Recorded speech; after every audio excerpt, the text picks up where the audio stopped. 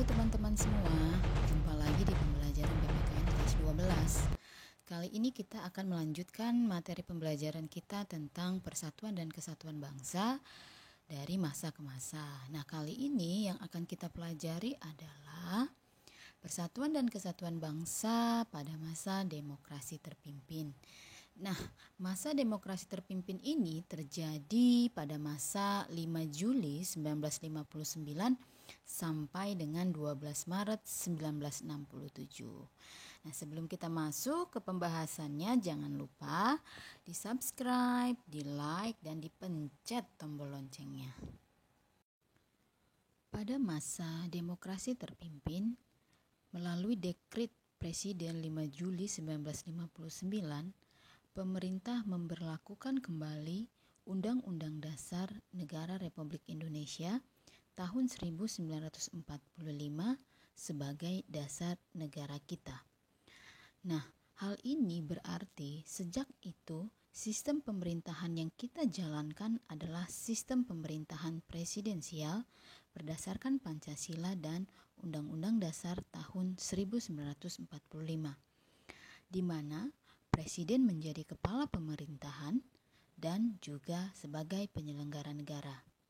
Namun, meski demikian, pada masa demokrasi terpimpin telah terjadi berbagai penyimpangan dari kerangka yang telah ditetapkan dalam Undang-Undang Dasar Negara Republik Indonesia tahun 1945.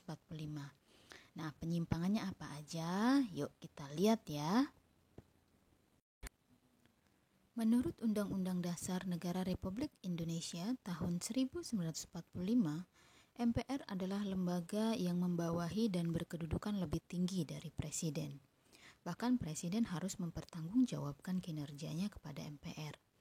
Sedangkan lembaga-lembaga negara yang lain seperti DPR, MA, DPA, dan BPK itu sejajar dengan Presiden. Namun pada masa demokrasi terpimpin, justru para pemimpin dari MPR, DPR, BPK, dan MA diberi kedudukan sebagai menteri, sehingga ditempatkan sebagai bawahan presiden. Nah, yang kedua, Undang-Undang Dasar Negara Republik Indonesia tahun 1945 menentukan bahwa presiden tidak dapat membubarkan DPR. Jika DPR tidak menyetujui anggaran yang diajukan, maka pemerintah menggunakan anggaran tahun sebelumnya. Namun, pada tahun 1960, kenyataannya bahwa Presiden membubarkan DPR ketika DPR menolak menyetujui rancangan anggaran pendapatan dan belanja negara yang diusulkan oleh pemerintah. Lalu yang ketiga, Undang-Undang Dasar Negara Republik Indonesia tahun 1945 menyatakan bahwa kekuasaan kehakiman adalah kekuasaan yang merdeka, terlepas dari pengaruh pemerintah.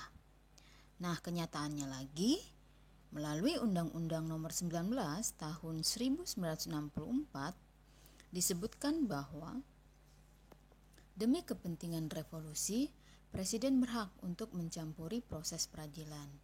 Masa demokrasi terpimpin berakhir ketika Presiden Soekarno turun digantikan oleh Soeharto pada tahun 1967.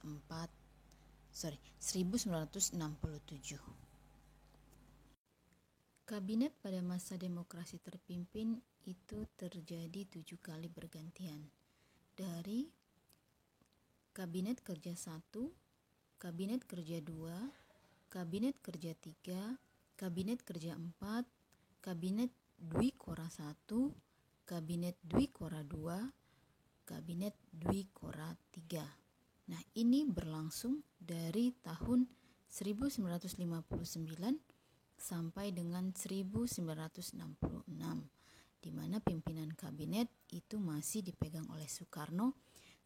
Pada masa demokrasi terpimpin, kita pun tidak luput dari berbagai peristiwa yang terjadi di negara kita. Salah satunya adalah pemberontakan G30 SPKI yang terjadi di Madiun. Nah, kita sudah sering mendengar kisah-kisah tragedi G30 SPKI ya. Nah, mungkin itu saja dari saya. Mudah-mudahan materi kali ini bisa bermanfaat ya. Terima kasih, selamat belajar.